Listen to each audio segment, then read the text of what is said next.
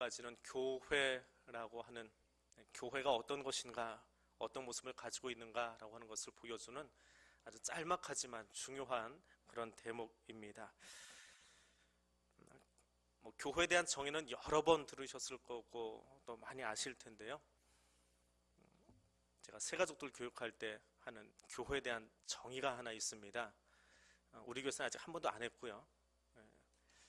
교회는 모닥불과 같다, 저는 그렇게 표현합니다. 모닥불은 나무를 이렇게 쌓아놓고 거기다 불을 붙이는 그런 불의 형태지요. 근데 그 모닥불에 들어가는 나무가 있어요. 어떤 나무를 씁니까? 속이 너무 꽉 찬 나무를 갖다 놔도 불이 안 붙어요. 물에 젖은 나무를 갖다 놓으면 연기만 뽀록뽀록 나고 모닥불 효과를 내질 못합니다. 모닥불에 쓰이는 적당한 나무가 있어요. 모닥불을 피우기 위해서는 그 나무를 골라서 거기다 단을 쌓아야 됩니다. 교회는 하나님의 그 교회에 필요한 제목들을 구별해서 불러 모으셨다라고 하는 거예요. 그 모닥불은 하나하나도 불이 다 붙어 있습니다. 그런데 모닥불은 같이 모여서 불을 피울 때에 훨씬 더 효과가 있습니다. 성도들 한 사람 한 사람도 성령을 모신 전으로서 중요한 의미가 있지만, 교회는 그 성도들이 모여서 하나의 몸을 이루는 그런 모습을 가지고 있습니다. 또 하나의 모닥불이라고 하는 것은 잘 타오르다가 때가 되면 꺼져버립니다. 근데 그 꺼지는 것을 막고 불을 더 크게 피울 수 있는 방법이 하나 있습니다. 어떻게 하면 돼요? 기름을 부어버리면 됩니다. 기름을 부으면 불이 확 올라가요. 나무를 더 집어넣는 방법도 있지만 기름을 부으면 훨씬 더 모닥불은 힘을 발휘합니다. 교회도 마찬가지입니다. 사람들이 모여서 자기의 역량을 가지고 자기의 불빛을 가지고 뭔가를 해보려고 하지만 거기에 성령의 기름 부으심이 있어야, 성령이 함께 하셔야 교회는 훨씬 더 교회다움을 드러내고 나타낼 수 있습니다. 그래서 교회는 모닥불과 같다라고 이야기합니다. 그림을 그리면 하나를 더 진도를 나가는데 그림이 없어. 거기까지만. 이게 제가 정의하는 교회에 대한 모습이에요. 그냥 모닥불 그림 그려놓고 교회를 이렇게 이해하면 편합니다라고 하는 거예요. 근데 오늘 그 교회에 대한 이야기를 조금 더 깊이 하려고 합니다. 교회는 선택된 사람들의 모임이다. 세상으로부터 구별된 사람들의 모임이다. 일반적인 정의입니다. 세상에서 구별하여 불렀다. 그래서 사도 바울은 자신이 편지를 쓸 때마다 그 편지의 서두에 교회에 대한 정의들을 수시로 내려주고 있습니다. 특별히 고린도에 있는 성도들에게 편지를 쓰면서 고린도에 있는 하나님의 교회, 곧 그리스도 예수 안에서 거룩하여지고 성도라 부르심을 받은 자들과 또 각지에서 우리 주 곧 그들과 우리의 주 되신 예수 그리스도의 이름을 부르는 모든 자들, 여기서 교회의 정의를 그렇게 내려놓고 있습니다. 교회는 어떤 한 개인이 대표하는 것이 아닙니다. 대한교회 대표, 법적, 그러니까 대한민국 정부에 있어서 어떤 재산권이라든지 혹은 운영을 하기 위한, 세무서에 보고되기 위한 대표는 있지만, 그러나 교회는 한 개인이 대표하는 것이 아니고 하나님을 머리로, 예수 그리스도를 머리로 두고 함께하는 공동체다라고 하는 것을 항상 기억할 수 있어야 합니다. 그리고 그 교회는 오늘 말씀이 가르쳐 주는 것처럼 그들이 사도들의 가르침을 받았다라고 이야기합니다. 교회는 사도들의 가르침을 계속해서 전승해 내려오는, 그것을 이어가는 것이 교회다라고 하는 것입니다. 에베소서 4장 13절 말씀에 우리가 다 하나님의 아들을 믿는 것과 아는 일에 하나가 되어서 그리스도의 장성한 분량에 이르기까지,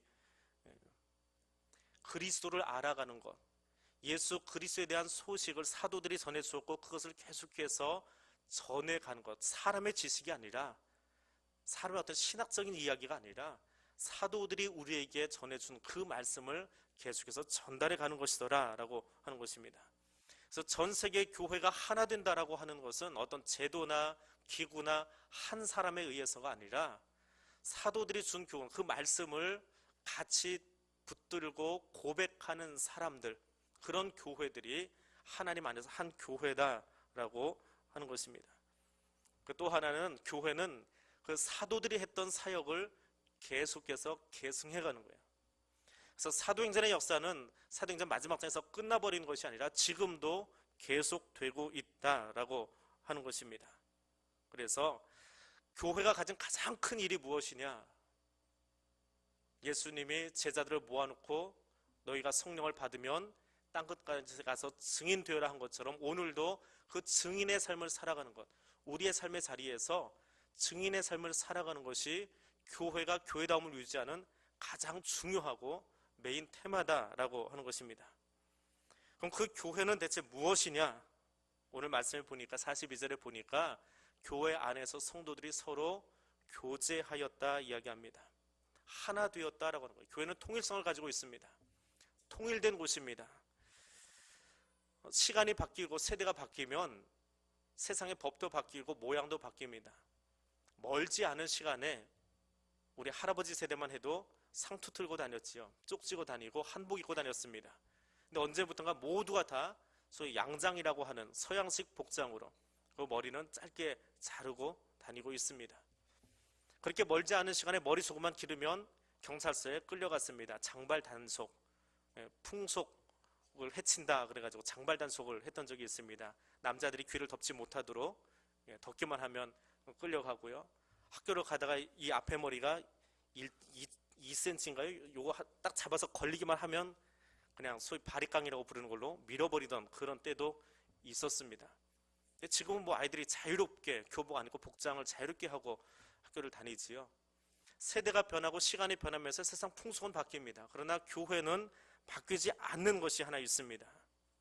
교회법이나 용어나 교회 행정이 똑같다라고 하는 것을 이야기하는 것이 아니라 예수 그리스도에 대한 신앙 고백이 바뀌지 않는다라고 하는 거예요. 그것이 교회의 통일성입니다. 하나님의 통치를 늘 경험하고 하나님의 통치를 늘 가슴속에 담고 살아가는 것이 교회라고 하는 거예요. 다른 사람이 다스리는 게 사람이 다스리는 게 아니더라라고 하는 것입니다. 근데 또 하나는 동일한 고백을 하고는 있지만 에베소 교회도 있고 갈라디아 교회도 있고 고린도 교회도 있고 빌립보 교회도 있고 사대 교회도 있고 다양한 교회들이 있다는 거예요. 근데 여러 교회가 있으나 고백은 하나예요. 어떤 고백이요?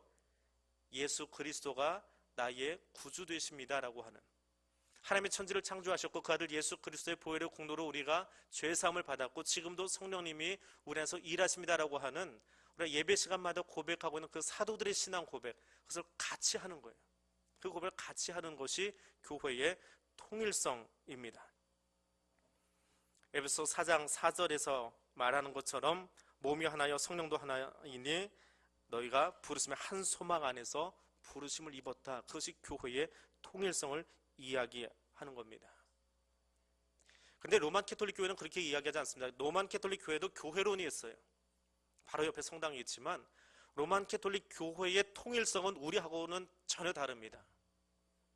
그들의 신앙 고백을 들어가 보면 로만 캐톨릭 교회가 하나 될 수 있는 이유가 하나 있어요. 그것은 그리스도의 유일한 대리자인 교황에게 복종함으로 전 세계 캐톨릭 교회가 하나 된다라고 고백을 합니다. 누구 때문에요? 교황 때문에요. 그리스도의 유일한 대리자인 교황에게 복종해야 돼요. 교회는 그 교황에게 복종해야 돼요. 그래서 비슷한 것 같지만 전혀 다른 고백을 하고 있는 거예요. 캐톨릭은 우리가 뭐 비슷하지 않습니까? 하나님을 믿지 않습니까? 라고 이야기하는데 신앙 고백으로 자세히 들어가 보면 전혀 다른 이야기를 우리와 하고 있습니다. 그래서 캐톨릭 교회 요리문답에 보면 로마의 주교이며 베드로의 계승자인 교황은 주교들과 모든 신자들의 연합과 일체의 영구적이고 가시적인 원천이자 토대다. 그들의 신앙의 토대가 누구라고요? 교황이에요. 여러분의 신앙의 토대는 누굽니까? 김성환 목사 아니죠? 예수 그리스도예요. 우리의 신앙 고백은 예수 그리스도가 나의 구주십니다라고 하는 고백 위에서 시작하는 거예요. 그것이 교회의 통일됨이에요. 우리 교회도 그렇고 명성교회도 그렇고요, 순복음교회도 그렇고요, 교파는 다르지만 감리교회도 마찬가지고요. 예수 그리스도가 나의 구주 되십니다라고 하는 그 고백을 같이 하는 거예요. 그 신앙의 토대 위에 한 몸을 이루어가는 것, 그것이 교회의 통일성을 이야기하고 있는 겁니다. 그것을 우리가 날마다 다시 고백하는 거예요. 그래서 사도들의 신앙 고백을 따라서 우리가 같이 고백을 하는 겁니다. 또 하나 교회는 함께 나누는 교회의 모습이 있습니다. 함께 나누어주는 교회. 교회에다 내가 얼마나 더 많이 헌신했느냐, 무엇을 더 많이 내어 놓았느냐, 사도들, 이 초대교회의 그 제자들은 그것을 자랑하지 않았습니다. 내놓은 이야기는 군데군데 있지만 그냥 그것을 자랑하거나 그것 때문에 직분을 받았다거나 그것 때문에 교회에서 더 의시되고 다녔다거나 그런 모습은 보이지 않습니다. 근데 현대 교회가 비판받는 이유가 있어요. 왜 그래요? 교회가 세상보다 더 이기적이 되어가고 탐욕스러워지기 때문에 교회가 세상으로부터 지탄을 받고 있는 겁니다. 근데 그 안타까운 이야기는 언제 시작되었느냐? 불행하게도 사도행전 안에서 이미 시작되었어요. 사도행전 5장에 가면 아나니아와 삽비라의 이야기가 나옵니다. 그럼 왜 2장과 5장 이 짧은 시간 간격 사이에서 이런 일들이 일어났을까요? 어떻게 하면 교회가 내 것을 다 내어놓고 온전하게 헌신하면서도 자랑하지 않고 유무상통하는 교회가 되어질 수 있었을까요? 많은 신학자들이 공통적으로 의견의 일치를 보는 것은 초대교회 성도들이 그렇게 할 수 있었던 것은 종말의 신앙을 가지고 있었기 때문에 가능하다라고 이야기합니다.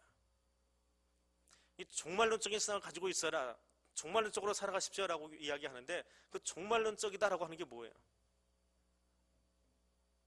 다미 선교처럼 몇 월 며칠 날 예수 그리스도가 온다니까 그날 전폭적으로 우리가 삶을 다 헌신하고 사십시다. 아니면 마지막 때가 되었으니까 신천지에서 이야기하는 것처럼 14만 4천 안에 들어가가지고 거기에 표를 받아 살 수 있으니까 이만희스를 바라보고 사십시다.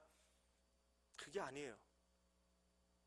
종말론적인 신앙을 살아간다라고 하는 것은 두 가지를 인정하는 거예요. 하나는 우주적인 종말이에요. 우주적인 종말. 하나님 만드신 모든 것들이 다 없어질 때가 있어요. 우리가 지금 살고 있는 지구라든지 우주의 모든 것들이 다 없어질 때가 있어요. 그게 언제인지는 몰라요. 이게 우주적인 종말이에요. 그때 주님이 다시 오시는 거예요. 다시 오셔서 우리를 심판하실 거예요. 하나님 앞에 들어갈 자와 지옥으로 떨어질 자를 하나님이 구별하실 거예요. 또 하나의 종말이 있습니다. 개인적인 종말이에요. 어떤 종말이요? 개인적인 종말. 내가 다른 사람이 아니고 나도 죽는다. 내가 죽는다라고 하는 거예요. 나의 마지막이 있다라고 하는 거예요. 근데 왜 욕심을 한없이 부리고 살아갑니까? 내가 끝없이 살 것처럼 착각하고 살기 때문에 그래요. 내가 끝없이 살 것처럼 착각하기 때문에 나이가 들어도 욕심 사납게 살아가는 거예요. 내놓지를 못하는 거예요. 베풀지를 못하는 거예요. 나누지를 못하는 거예요. 나만 챙겨달라고 이야기하는 거예요. 개인적인 종말을 알지 않기 때문에 인정하려고 들지 않는 거예요. 나 죽고 싶지 않아라고 끝없이 발버둥치고 있는 거예요. 근데 개인적인 종말을 아는 사람들은 이 초대교회 성도들처럼 모든 것을 다 내어놓고 유무상통할 수 있습니다. 그런데 시간이 지나도 주님이 오시지 않더라는 거예요. 그러다 보니까 이 우주적인 종말도 개인적인 종말론도 그들 마음속에 사라져버렸어요. 주님이 언제 오실지 모르겠는데 그럼 좀 누리고 살아야지. 내가 숨쉬고 있는 동안은 누리고 살아야지. 그러니까 다 내어놓지 못하고 어떻게 해요? 아나니아 삽비라처럼 뒤로 빼돌리고 성령도 속이고 교회도 속이고 살아가게 되어지더라라고 하는 거예요. 언제 오실지 모르니까 그날이 자기의 마지막이 될 줄 모르고 속이고 살아가는 거예요. 거짓말하고 살아가는 거예요. 그것이 심판의 대상이 되어질 것을 모르고 살아가는 거예요. 그것이 얼마나 두려운 일인지 하나님을 두려워하지 않고 살아가는 사람들의 모습을 볼 수 있습니다. 하나님이 내게 물질을 주신 이유는 무엇입니까? 왜 물질을 주셨어요? 무작정 다른 사람에게 다 퍼주라고 주신 거 아닙니다. 초대교회 성도들이 자기가 가진 것을 다 팔아서 교회에다 내놓았어요. 근데 그것을 다른 사람을 위해서만 썼나요? 같이 쓴 거예요. 나도 쓰고 교회도 같이 사용하는 거예요. 그래서 내게 주신 물질은 나의 목도 있고 타인을 위한 목도 있습니다. 내가 열심히 일해서 돈을 벌었어요. 그럼 열심히 일해서 번 그 돈 안에는 내 목도 있어요. 내가 땀 흘렸으니까. 그러나 그 돈을 벌 수 있도록 옆서 도와준 다른 사람들의 목도 그 안에 있어요. 만약에 우리나라에서 그렇게 했으면 뺨 맞고 끌려나갈지 모릅니다. 근데 미국에서는 그런 일이 있었대요. 어느 큰 그 기업 빌딩 앞에 빌어먹는, 그러니까 거지 한 사람이 늘 앉아서 거기서 이렇게 돈을 받아서 구걸하면서 살고 있었어요. 그런데 어느 날 당당하게 그 회장님 방으로 또부터 올라갔답니다. 뭐 우리 같으면 벌써 거의 올라가기도 전에 몇 번 보안검에서 걸렸을 거예요. 근데 회장님한테 딱 가더니 하는 말이, 내가 매일 이 앞에 있음으로 말미암아서 다른 거지들이 찾아오지 않고 나만 가서 조용히 구걸할 수 있었습니다. 그게 내 목 아닙니까? 내가 이거 지켜준 거 있으니까 나의 몫을 내놓으세요 라고 이야기했습니다. 어떻게 했을까요? 우리나라 회장들 같으면 정신 나간 미친 그래 하면서 막 쫓아냈을 거예요. 근데 그 회장님은 그거 맞다는 거예요. 당신이 그 자리를 늘 고정적으로 지켜주기 때문에 수많은 그 뉴욕의 떼거지들이 찾아오지 않고 당신이 그 자리를 깨끗하게 지켜서 고맙다고, 이건 당신 몫이라고 돈을 주더래요. 내가 버는 돈 안에는 나의 몫만이 있는 것이 아니고 다른 사람의 몫이 있음을 인정할 수 있어야 되는 거예요. 그게 미국의 청교도 정신이에요. 우리나라 같으면 어림없는 소리지요. 저는 11조 할 때 뭐 그렇게 하시는 분들이 참 많이 있어요. 우리 교회도 보면 11조 안에 제 이름만 쓰지 않고 옆에 아내 이름을 같이 써놓습니다. 왜 그래요?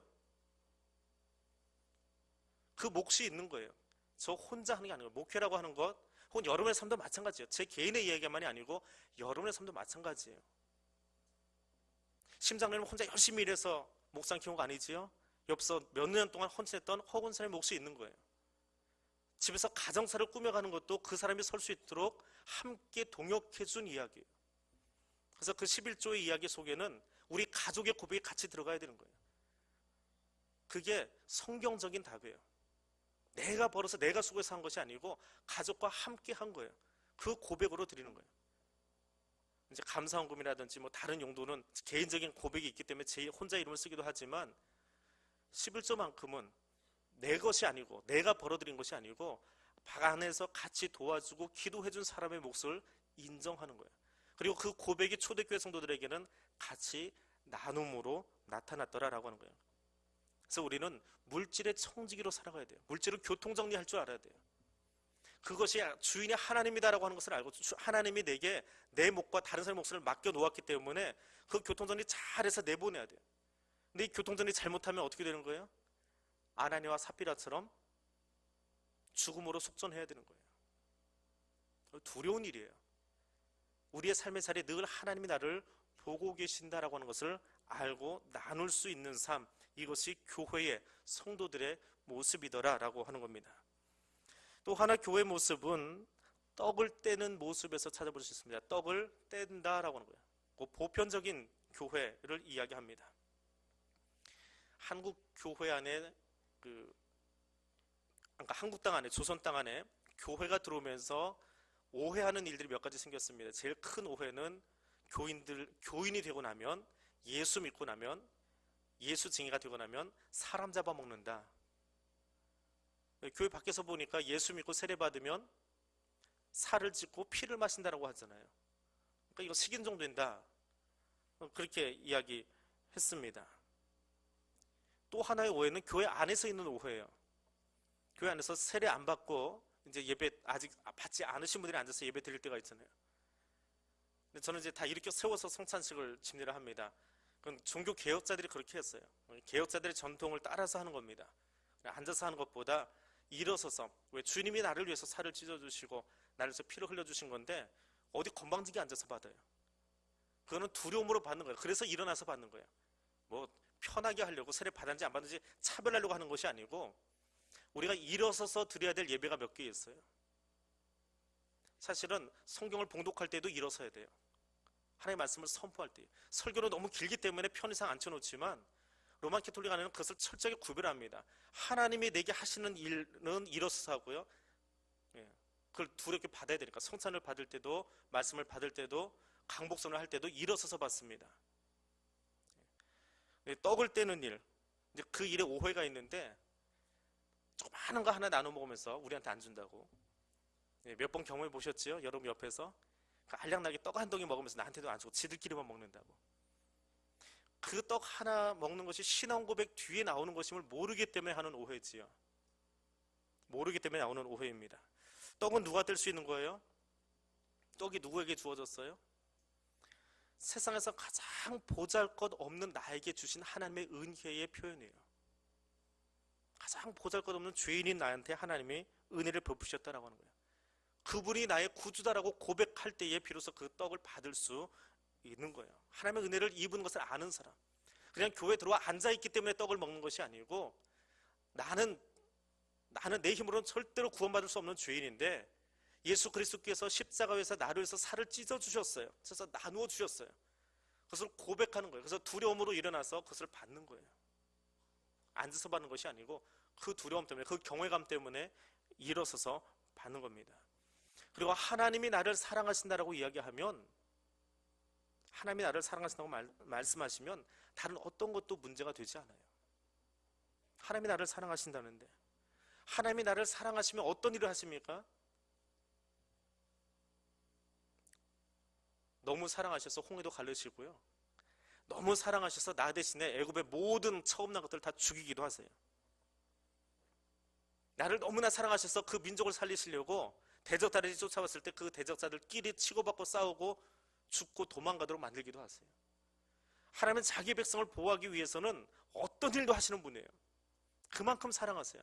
심지어는 하나밖에 없는 아들 예수도 십자가에 내어주기까지 우리를 사랑하시는 분이세요. 근데 그렇게 하나님이 나를 사랑하시는데 누가 뭐라고 할 거예요? 그 사랑을 알기만 하면, 하나님이 나를 그렇게 사랑하세요, 그냥 사랑하셔서 먹을 것 하나 주고 햄버거 하나 주고 오늘 버스 잘 타고 여기까지 오게 해주시는 그런 하나님이 아니고, 나를 너무너무 사랑하셔서 그 아들을 내어주시기까지 우리를 사랑하셨다고 하는 것을 고백하는 것, 그것을 고백하는 것, 그것이 성찬이고 그것이 교회 보편성입니다. 근데 오늘 말씀에 보면 이 떡을 나누는 이야기를 두 가지로 합니다. 하나는 떡을 뗀다라고 하는 이야기가 있고, 하나는 나누어 먹는다라고 하는 이야기였어요. 근데 떡을 뗀다라고 하는 이 이야기는 성찬의 의미예요. 성찬식을 하는 것입니다. 우리말로는 떡을 뗀다라고 했는데 원어에는 떡을 찢는다라고 되어 있어요. 떡을 찢어서 나누어줘요. 이제 몇 번 했더니 조금 식상하시는 것 같아요. 제가 그 성찬할 때 빵을 꼭 열어보면서 일부러 찢어드립니다. 그 찢은 걸 나눠드리지는 않지만 주님이 우리를 향해서 고난을 받으시고 살을 찢으셨습니다라는 걸 눈으로 보게 해드리는 일종의 시청각 교육이에요. 근데 몇 번 했더니 이제 식상하셨나 봐요. 장로님들은 그거 보게 하려고 앞으로 다 비키시는데, 옆으로 비키시는데 그러려니 합니다. 둔해지는 거예요. 신앙생활을 오래 하다 보면 둔해질 수 있습니다. 우리의 신앙 양심이 자꾸 둔해져 가요. 조심하세요. 둔해지지 않도록 조심하세요. 떡은 뗀다, 우리가 뗀다라고 하니까 그 원 의미가 너무 사라져 버렸는데 떡을 찢는 거예요. 찢어서 나눠주는 거예요. 주님의 살을 찢어서 우리에게 나눠주는 거예요. 그것을 예배 때마다 떼었다, 그리고 집집마다 돌아다니면서 가정에서 예배 드릴 때마다 그것을 떼었다, 찢었다라고 이야기합니다. 그리고 사도행전에서 오늘 2장 본문에서 포도주의 이야기가 나오지 않는 것은, 초대교회 2000년 전의 교회는 떡을 떼면 무조건 옆에는 포도주가 따라왔어요. 이게 분리된 적이 없습니다. 그래서 따로 묘사를 하지 않았다라고 합니다. 그 음식 먹는 것은 좀 별개예요. 뒤에 음식을 먹는다라고 하는 것은 애찬의 이야기예요.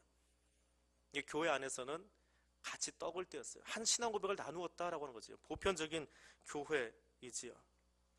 같이 똑같은 성찬을 하고 있는 거예요. 예수 그리스도를 구주로 고백하면서 그분이 나를 위해서 살을 찢어주셨고 우리를 위해서, 나를 위해서 피를 흘려주셨습니다라고 고백하는 교회예요. 그게 교회 보편성이에요. 그럼 로마 캐톨릭은 어떻게 이야기하는지 아십니까? 보편적인 교회가 대체 어떤 교회냐? 옛날에 교회가 십자군 전쟁을 하면서 유럽 땅을 점령했던 적이 있습니다. 우리가 밟았던 그 모든 땅은 다 교회 땅이라는 거예요. 심지어는 우리가 밟지 않고 우리가 점령해서 캐톨릭화된 스페인이나 포르투갈이 가서 남미를 지배를 한 적이 있어요. 그것도 캐톨릭 교회의 땅이다.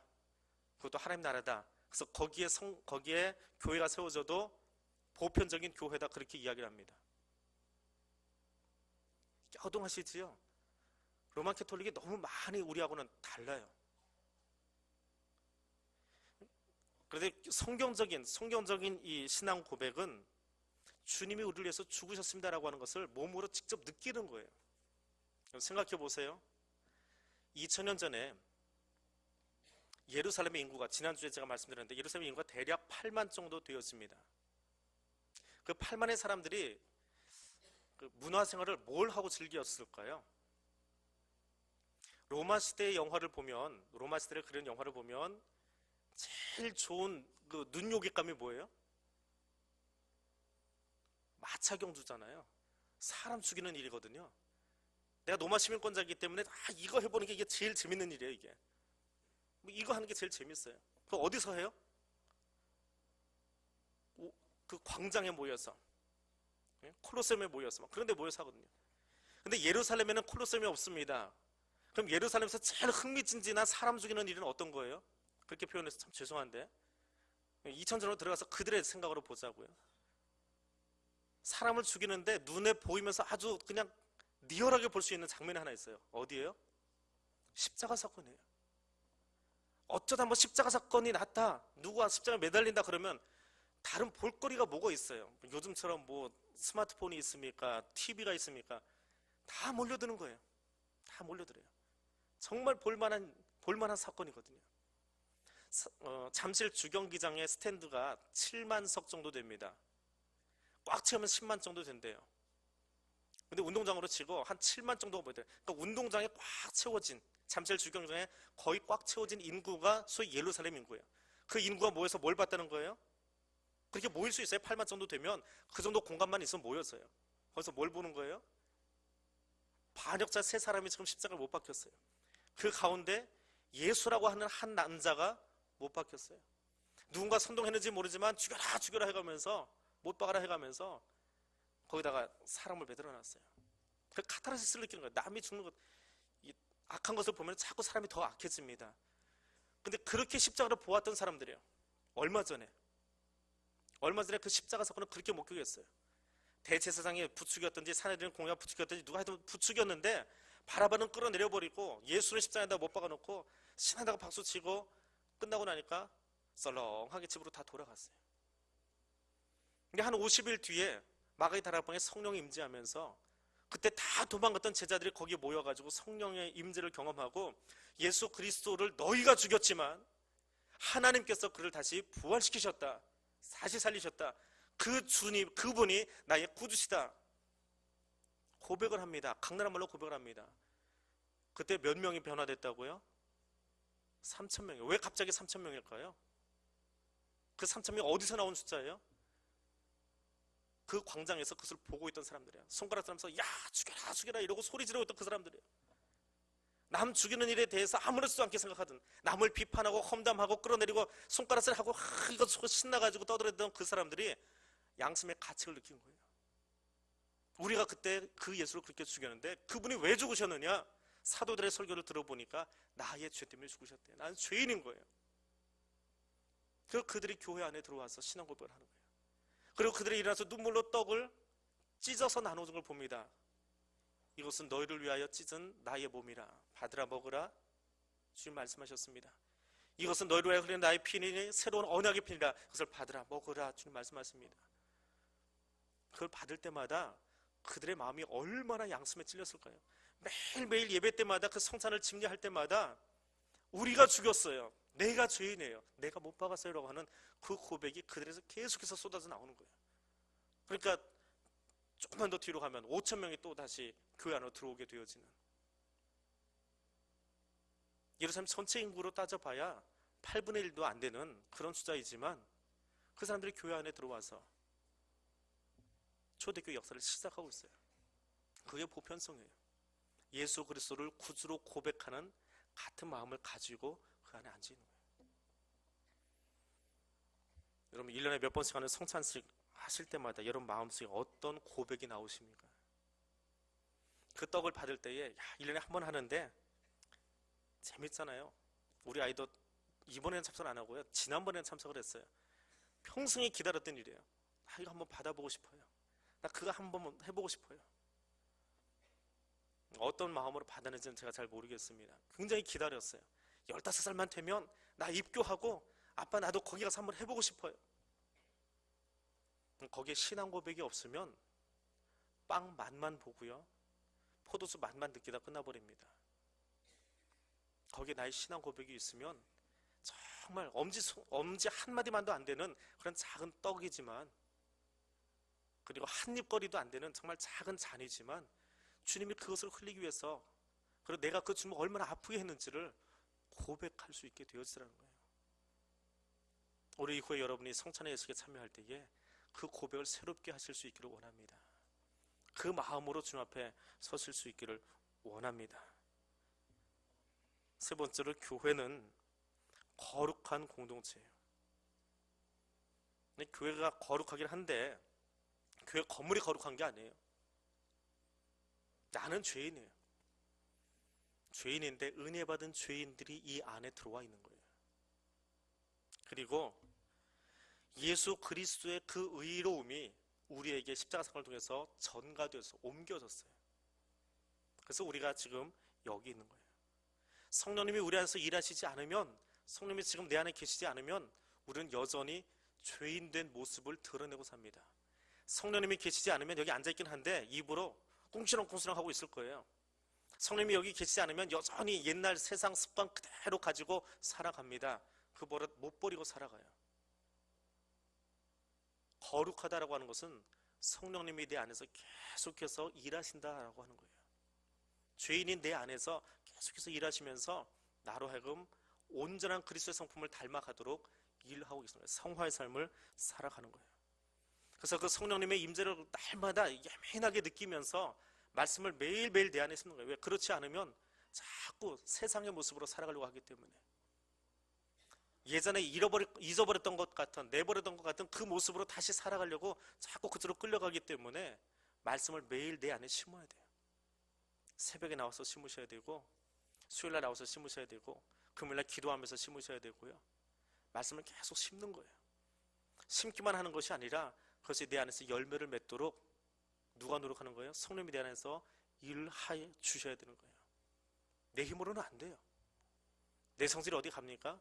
3살 버릇 언제까지 가져가요? 여든까지 가져가요. 예수 믿으면 그 3살적 버릇이 없어지는 줄 아세요? 그렇지 않아요.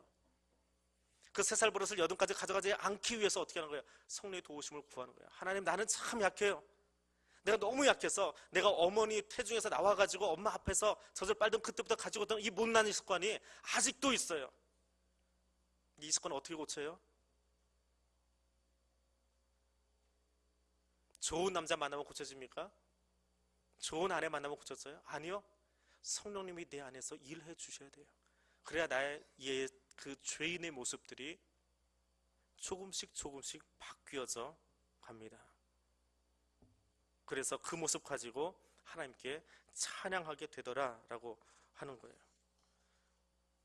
그래서 거룩하다라고 하는 것은 거룩이 완성된 것이 아니고 세상으로부터 구별되어서 그 구별된 존재로 살아가려고 매일매일 노력하는 삶을, 성의 삶을 살아가는 거예요. 교회는 그리스도 때문에 거룩하다고 인정받는 거예요. 내가 거룩해진 게 아니에요. 내가 완전해진 게 아니에요. 조금 다른, 옆에 사람하고 조금 달라 보일 수는 있어요. 집사 되고 권사 되고 장로 되고 목사면서 조금 다른 것 같긴 하지만 그러나 완전한 것은 아니에요. 매일매일 그리스도 때문에 거룩해지는 거예요. 그리스도께서 내 안에서 일하고 계시기 때문에. 칼빈은 그렇게 이야기합니다. 교회는 매일 전진하면서도 아직 완전하지 못하다는 의미에서 거룩하다. 매일 거룩함을 향해서 전진하고 있어요. 그런데 아직 완전한 것은 아니에요. 매일매일 그것을 향해서 걸어가는 거예요. 하루하루 전진하지만 아직은 거룩이라는 목표에 전달하지는 못했습니다. 그렇게 거룩한 존재예요. 로만 캐톨릭은 거룩함을 어떻게 이야기하느냐? 로만 캐톨릭에서 이야기하는 거룩함은 미사 잘 드리면 돼요. 우리 지금 예배지요? 근데 미사를 누가 집례하느냐? 신부가 집례하는 미사를 잘 드리면 돼요. 그리고 신부님이 거기서 당신은 거룩합니다라고 선언해주면 되는 거예요. 그럼 그 사람은 거룩해진 거예요. 그 로만 캐톨릭 안에는, 성도들 안에는 그 거룩함이 차고 넘치는 사람들이 있어요. 우리 개신교의 고백은, 우리의 고백은, 나는 거룩해지려고 노력은 하지만 아직 완전하지 못해요. 내 안에는 옛날 냄새가 나요. 아직도. 말투에서도 그렇고 행동에서도 그렇고 신학하기 전에, 예수 믿기 전에, 하나님 알기 전에 있던 그 모습들이 아직도 드문드문 나타나요. 근데 그것을 성령님을 통해서 계속 깨트리고 부수고 하나님께 복종시키려고 노력해가는 거예요. 그것을 주님이 보시고, 그래, 그 정도만 해도 내가 너를 거룩하다고 인정할게. 주님이 인정해 주셨으니까 거룩하다라고 보는 거예요. 근데 로만 캐톨릭은 그것이 아니고 사도들이, 아니 그 신부님들이 이야기해주면 그분이 집례하는, 신부가 집례하는 그 미사에 참석해서 그분이 인정해 주시면, 그래서 거룩함이 남아도는 사람도 있어요. 거룩함이 남아돌아요. 나만 거룩해진 게 아니고, 내가 예수 잘 믿어서 천국 가는 게 아니고 거룩함이 남아돌아요. 그 사람들이 누구예요? 그게 소위 성인이에요. 성인이, 캐톨릭에 보면 성인이라고 하는 사람들이 있지요. 성인의 공덕을 나눠 갖는 거예요. 나는 조금 별론데 김대건 신부님만 해도, 캐톨릭적인 고백입니다, 김대건 신부만 해도 자기 구원하고도 남을 만큼 공덕을 쌓아놨어요. 자기 공덕이 있어요.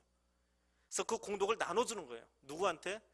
옛날에 우리 부모님이 예수 안 믿고 죽었는데 그분에게 나눠주는 거예요. 옛날에 나의 할머니가 예수 믿다가 조금 대충 믿어가지고 천국 가지 못하고 연옥에 가 있어요. 그럼 그분은 어떻게 천국으로 보내요? 나는 죄인이 안 되는데 성인이라고 인정된 김대건 신부님의 공덕을 가져다가 거기다 전가시켜 주는 거예요. 그러면 그 덕으로 올라가는 거예요. 이제 성경에는 어떻게 써 있습니까? 의인은 없나니 하나도 없다라고 이야기해요. 판단은 여러분이 하십시오. 같은 신앙 고백을 하는 것 같지만 너무 다르고요. 같은 신앙 고백을 하는 것 같지만 교회론에 얼마나 많은 차이가 있는지 몰라요. 교회가 거룩한 이유는, 성도가 거룩한 이유는 예수 그리스도께서 죄인된 나를 용납해 주시고 사랑해 주시고 내 안에서 일하고 계시기 때문에 그래요. 그리고 나는 내가 죄인인 것을 고백하고 내 힘으로는 아무것도 할 수 없지만 성령님이 지금도 내 안에서 일해 주시면, 성령님이 지금도 내 안에 들어오셔서 나를 날마다 변화시켜 주시면 내가 성화의 삶을 살아가면서 그리스도의 장성한 분량에 이르도록 오늘도 그렇게 살아가는 거예요. 그렇게 수고하는 거예요. 그것이 교회예요. 오늘 그 교회 모습을 다시 회복할 수 있기를 원합니다. 그리스도가 없으면, 예수 그리스도가 없으면 그 거룩함을 회복할 수가 없습니다. 성령님이 내 안에서 일해 주시지 않으시면 거룩함을 회복할 수가 없어요. 열심히 산다고 거룩해지는 게 아니에요. 열심히 봉사한다고 거룩해지는 게 아니에요. 직분을 받는다고 해서 내가 거룩해지는 게 아니에요. 섬기기 위한 거예요. 섬기고 봉사하기 위해서 내게 주신 거예요. 그리스도가 내 안에 계셔야, 날마다 그리스도가 내 안에서 일하고 계셔야 그분에게 나를 맞추기 위해서 이렇게 수고하여야 거룩해질 수 있습니다. 그것은 날마다 예수 그리스도의 십자가를 바라보는 그 신앙에서 출발하는 거예요. 십자가를 바라볼 때마다 나는 죄인입니다. 그 예수의 십자가 은혜 때문에 내가 구속 후 죄사함을 받았습니다. 그 죄사함 받았는데 아직 나는 불완전해요. 그럼 어떻게 살아야 돼요? 더 거룩한 존재로 살아가기 위해서 오늘도 수고하는 거예요. 대충 사는 사람들이 있어요. 예수 믿었으면 됐지 뭐, 용서 받았다는데 뭐 대충 살면 되지 뭐, 이 정도까지 왔으면 됐지, 다른 사람하고 비교해서 뭐 대충 낫지 않아? 아니요. 예수의 십자가를 바라보면 내가 얼마나 추한 죄인인데 나 같은 사람도 주님이 사랑하셔서 그 큰일을, 우주적인 사건을 이루어 놓으셨는데, 그럼 내가 지금 어떻게 살아야 돼요? 그것을 알고 사는 거예요. 그것이 성도예요. 그것이 세상과 다른 거예요. 세상 사람들은 자기 의로 살아가요. 근데 성도는 내 의로 사는 것이 아니라 그리스도의 의가 내게 전가되어서 살아가는 사람들이에요. 그래서 성령을 통해서 날마다 깨닫고 그것을 가슴에 담고 살아가는 겁니다. 그리고 그렇게 주님이 나를 용납하신 것 같이 정말 별 볼 일 없고 아무것도 아닌 나를, 그런 추한 죄인을 하나님이 십자가의 은혜로 용납해서 여기다 앉혀 놓으셨어요. 나는 그런 존재야. 나는 그렇게 사랑을 입었어요. 근데 나는 그렇게 사랑을 입었는데, 난 그렇게 사랑받았는데 뭐 이만큼 다르다고 미워하고 이만큼 다르다고 용납하지 못하고, 하나님의 사랑에 비하면 정말 셀 수도 없는 가시 하나밖에 안 되는 그런 다름 때문에 그것을 잘못된 것처럼 이야기하고 폄하하고 비난하고 질투하고 살아간다면 얼마나 나쁜 사람이에요? 정말 나쁜 거지요. 말로 할 수 없는 나쁜 사람이에요. 그거는 하나님이 나를 사랑해 주신 그 사랑을 짓밟고 사는 거예요. 그렇게 큰 사랑 받아놓고도 용납하지 못하고, 그렇게 큰 사랑 받아놓고도 입술로 하나님의 사랑을 이야기하는 것이 아니라 뒤에 가서 험담을 하고 긁어내리고 거짓을 말하고 있다면 하나님 두려운 줄 모르고 살아가는 거예요. 그리스도 안에서 아름다운 교제를 나누는 교회가 될 수 있기를 원합니다. 그것은 내가 착한 마음 가져서 아름다운 교제가 일어나는 게 아니에요. 내가 은혜 받은 죄인인 것을 아는 사람들만이 아름다운 교제를 할 수 있어요. 내가 은혜를 그만큼 받았기 때문에 내가 받은 은혜를 나누고 싶어요. 나도 주님이 그만큼 용납해 주셨는데 나하고 참 많이 달라요. 나하고 생각이 너무 많이 달라요. 그런데 나도 용납 받았잖아요. 나도 주님이 용납해 주셨잖아요. 그럼 나도 주님처럼 당신을 용납하겠습니다. 한 신앙을 고백하는 그 한 가지 이유만 가지고 얼굴색이 달라도 생각이 달라도 나이가 달라도 환경이 달라도 용납하겠습니다. 그렇게 살려고 하니까 얼마나 힘들어요. 생각만 해도 머리가 지끈지끈 하잖아요. 지금 머릿속에 막 떠오르는 사람이 그 인간도 사랑해야 돼? 예, 그 인간 사랑하셔야 돼요. 근데 그 인간을 사랑하려고 하니까 머리가 아파요. 지금부터. 또 목사님 분명히 하시겠지. 기도하라고 하시겠지. 지끈지끈해요. 그래서 어떻게 해야 돼요? 하나님, 내 힘으로 그 사람 사랑 못해요. 사랑은 그래서 힘든 거예요. 마음에 맞는 사람 사랑하는 것은 예수 모르는 사람도 누구든지 다 할 수 있어요. 근데 우리가 사랑하는 것은 내 힘으로 할 수 없는 사람, 원수 같은 사람을 사랑하는 거예요. 어떻게 해요? 성령의 도우심으로 사랑하는 거예요. 내가 성령의 도우심으로 변화되면 변화될수록 그 사람들까지도 사랑해 줄 수 있어요. 웃지는 못해도 더 변화되면 웃어줄 수도 있어요. 더 변화되면 안아줄 수도 있어요. 더 변화되면 주님이 나를 위해서 죽으신 것처럼 그 원수를 위해서도 내가 대신 죽어줄 수 있어요. 여러분, 지금 어디까지 여러분의 삶이 성화되어 있습니까? 변화되어 있습니까? 이제 머리로 아는 것으로 끝내지 마시고 삶으로 실천하십시오.